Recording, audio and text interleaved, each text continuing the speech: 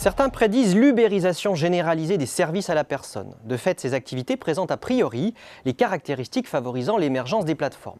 Citons l'importante fragmentation de l'offre et de la demande, le manque d'attractivité de l'offre standard et le retard des acteurs historiques dans le domaine des nouveaux usages en ligne.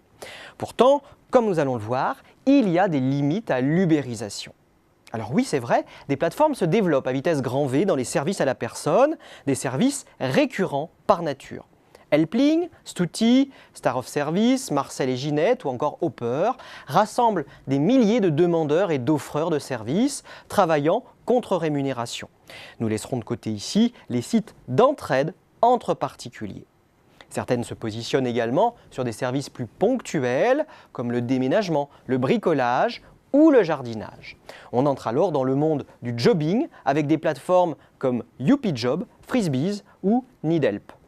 Ces plateformes d'intermédiation opèrent essentiellement sur le modèle C2C, en reprenant la logique des petites annonces. Et les avantages sont indéniables. Les clients ont accès à une offre abondante, l'utilisation de la plateforme se veut pratique et simple, et des avis et commentaires viennent rassurer le client. Les offreurs de services, eux, accèdent à une pléthore de demandes et peuvent optimiser leur emploi du temps en ayant accès à une base de clients considérable et des outils de gestion. Des modèles B2B2C pourraient également se développer à terme, à l'image d'un Booking.com dans l'hôtellerie et ainsi référencer des agences traditionnelles. Pour autant, la plateformisation des services à la personne est-elle vraiment inéluctable ? C'est oublier un peu vite que certains de ces services sont basés sur la récurrence et la confiance, ce qui sort du schéma traditionnel d'une plateforme de mise en relation où le service est ponctuel, à la demande et moins engageant en termes de rassurance, de sécurité. On ne recourt pas au service d'une femme de ménage comme on demande un coup de main pour monter un meuble ou comme on fait appel à un VTC pour un déplacement. Difficile en effet d'imaginer changer régulièrement de personne pour prendre soin de votre logement ou de vos proches.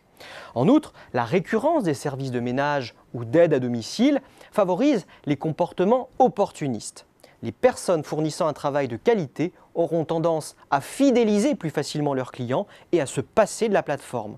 Autrement dit, les plateformes se caractérisent par des phénomènes d'anti-sélection. Les meilleurs travailleurs ne restent jamais bien longtemps. N'oublions pas enfin que certaines plateformes ont déjà fait faillite, comme l'américain HomeJoy en 2015, spécialiste des services de nettoyage à domicile. Cet effet d'anti-sélection dont je viens de parler a sans doute participé à sa chute, mais elle a aussi été provoquée, entre autres, par les revendications de ces travailleurs qui ont demandé à l'époque une requalification de leur statut précaire en contrat de travail. Face à l'accroissement des risques juridiques, les investisseurs ont alors jeté l'éponge.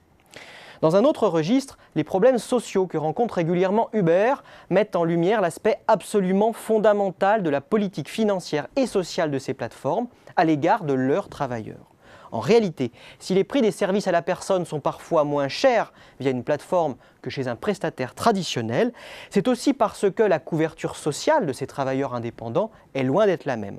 Sur ce point, les choses devraient sans doute évoluer à l'avenir, puisque le président Macron s'est engagé à favoriser l'économie collaborative tout en préservant une saine concurrence entre acteurs numériques et acteurs traditionnels des services à la personne.